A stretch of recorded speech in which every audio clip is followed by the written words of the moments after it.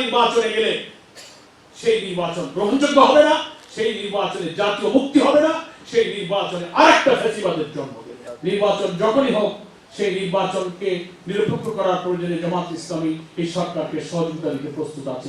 তবে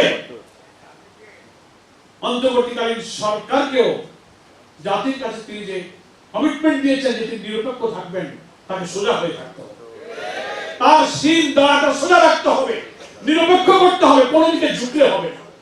মাঝখানে কিন্তু আপনি জাতির মধ্যে সংশয় তৈরি করেছেন। আপনি বুঝে করুন আর না বুঝে করুন, কারণ তারা মিসগাইড হয়ে করুন, আপনার প্রতি এখনো আমরা আস্থা রাখতে চাই আগামী নির্বাচন নিরপেক্ষ হবে। তা না হলে আপনার হাতের এই নির্বাচন যদি ব্যর্থ হয়ে পড়ে, নিরপেক্ষ না হয়, তাহলে এই জাতির সামনে একটা মহা দুর্যোগ অপেক্ষা করে।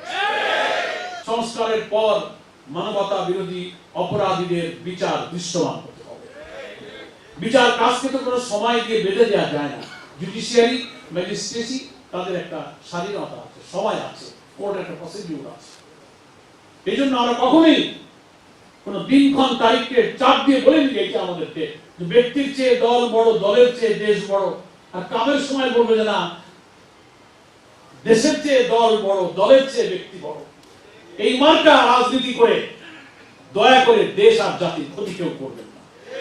দেশের স্বার্থে, জাতির স্বার্থে, স্বাধীনতার 54 বছর আমরা পেরিয়েছি, অর্ধ শতাব্দীর পর এখন আমাদের রাষ্ট্রীয় কাঠামোগুলো, গণতান্ত্রিক সুযোগগুলো, ভোটাধিকারগুলো এখনো কিন্তু not up to the mark আমরা আনতে পারি না।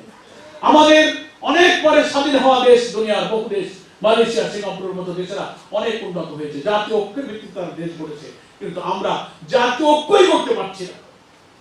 আমরা ঝগড়া ঝাঁটি, বিভেদ, বিতর্ক, অনৈক্য, অতীতের নানান অপ্রয়োজনীয় মীমাংসিত ইস্যুকে সামনে এনে জাতিকে বিভক্ত করার, এই ষড়যন্ত্রকে রক্ষা করার জন্য এবারের নির্বাচনে এই ষড়যন্ত্রকারীদেরকে পরাজিত করতে হবে।